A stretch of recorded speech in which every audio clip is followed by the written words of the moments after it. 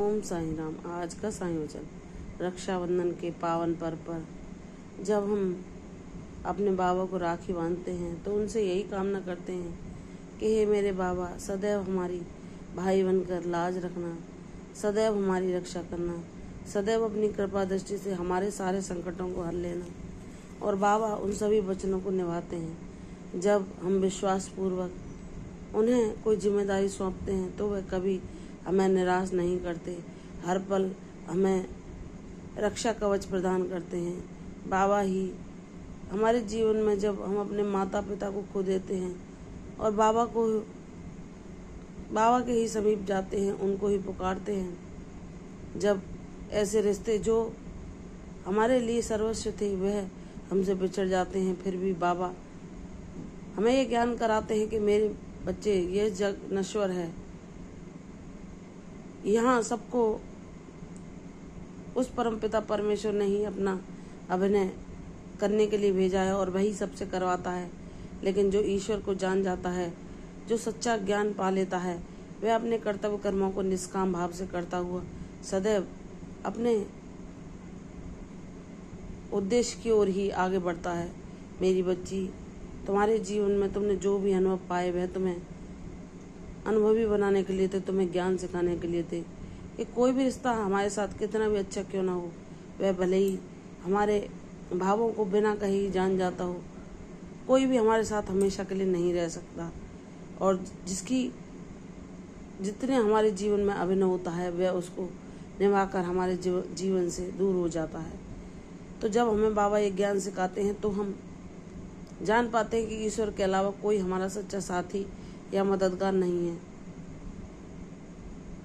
भले ही वे माता पिता आज एक ऊर्जा के रूप में हमारे साथ हैं, जिन्होंने हर पल हम पर प्यार स्नेह लुटाया, हमारी तकलीफों को समझा, हमें अच्छे संस्कार दिए, हमें सद्मार्ग दिखाया, हमें ऐसे आचरण देकर गए जो कि हमारे लिए एक दिव्य खजाना है, जिन पर चलकर हम दूसरों के लिए भी प्रेरणा बन सकते हैं। उन माता पिता को सत सत नमन। ऐसे दिव्य माता पिता भी हमें इस बाबा की कृपा से ही मिले, जिन्होंने हमें ईश्वर की भांति ही सदैव निष्काम भाव से प्रेम किया, हमारे हर दुख दर्द को हमारे बोलने से पहले जान लिया और उसे दूर करने के लिए हर संभव प्रयास किया। ऐसे प्यारे माता पिता भी भगवान की कृपा से ही मिलते हैं। तो हमें अपने बाबा ने हमें जीवन में जो कुछ भी दिया, इतने नायाब रिश्ते जो हमें बहुत अनुभव सिखा कर गए, हमें संस्कारवान बना कर गए, उसके लिए भी हमें अपने ईश्वर का धन्यवाद करना चाहिए। और ऐसे रिश्ते जो हमसे ऋणानुबंधों के कारण जुड़े, जिन्होंने हर पल हमारे लाख भला करने के बावजूद भी हमें कांटों रूपी सूली चुभाए, चाहे वे बातों के हों या तानों के, और हमें सदैव नीचा गिराने दिखाने का प्रयास किया।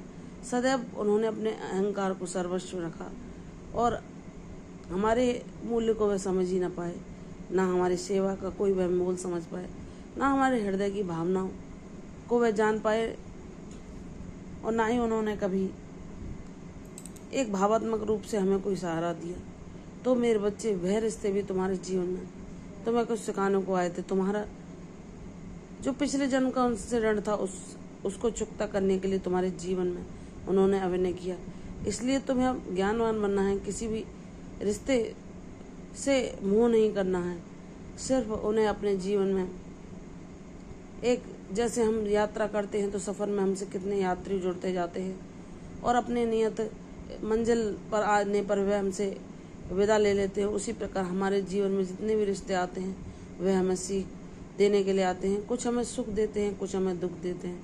वह सब हमारे ऋणानुबंधों के कर्म फल का ही नतीजा होता है। इसलिए हमें किसी को दोष नहीं देना चाहिए, हर किसी को धन्यवाद देना चाहिए।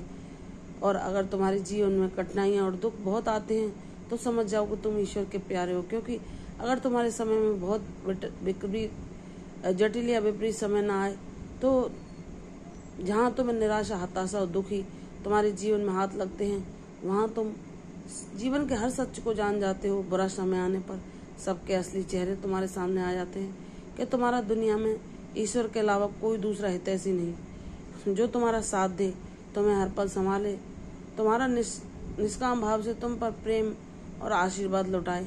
वह सिर्फ हमारे सदगुरु साईनाथ ही हैं, जो हमारे अच्छे बुरे सभी समय में हमारे साथ रहते हैं उन्हें हमसे कुछ भी स्वार्थ नहीं होता। अगर हम उन्हें सच्चे भाव से प्रणाम ही कर दें तो वे प्रसन्न हो जाते हैं। हम उनके दिखाए मार्ग पर चलते हैं, सत्कर्म करते हैं, किसी को दुख नहीं पहुंचाते, तो यही सबसे बड़ी गुरु सेवा होती है। तो हमारे बाबा इसी सेवा से प्रसन्न हो जाते हैं। वह कहते हैं, जब तुम जाति पाति ऊंच नीच का भेदभाव भुलाकर सब में मेरा ही दर्शन करते हो, अपने हृदय से सबको प्रसन्नता पहुंचाने के लिए प्रयास करते हो, तो वही मेरी सच्ची पूजा है। मैं उससे प्रसन्न हो जाता हूँ। तो हमें बाबा से कुछ नहीं मांगना चाहिए, समय चाहे कैसा भी आए।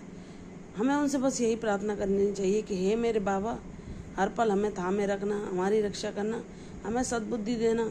जब हम निराश और हताश हों, हमारी शक्ति बन जाना, हमारी हिम्मत बन जाना, हमें प्रेरणा देना कि हम किसी भी चुनौती से ना हारें, ना परास्त हों, चाहे परिस्थितियाँ कितनी भी प्रतिकूल क्यों ना हो जाएं।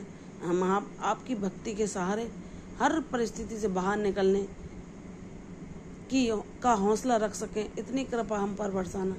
बाबा कहते हैं, मेरी बच्ची, तू तो बहुत बहादुर है। तूने हर परिस्थिति का निर्दयता सामना किया है।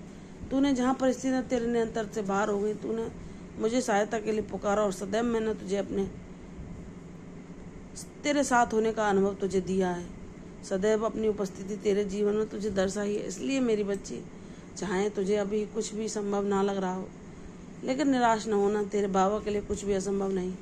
वह समय भी तेरे जीवन में शीघ्र आएगा जहाँ तू खुशियों का उत्सव मनाएगी और तेरे जीवन से सारी परेशानियों को मैं दूर कर दूंगा। मुझ पर विश्वास रख, अपने कदम आगे बढ़ाती जा, सफलता तेरे कदम अवश्य चूमेगी। मुझ पर विश्वास कर, तेरे सभी प्रयासों को मैं सार्थक करूंगा। निराश न होना, तेरा बाबा हमेशा तेरे साथ है और तेरे जीवन में अद्भुत लीला को करने की तैयारी कर रहा है। वह शीघ्र ही तेरे जीवन में तुझे दिखाई देगी। मुझ पर विश्वास कर, तेरे जीवन में खुशियाँ शीघ्र आएंगी। प्रसन्न रहो, यशस्वी भव, दीर्घायु भव। कल फिर आऊंगी साईं वचन में, तब तक के लिए ओम साईं राम।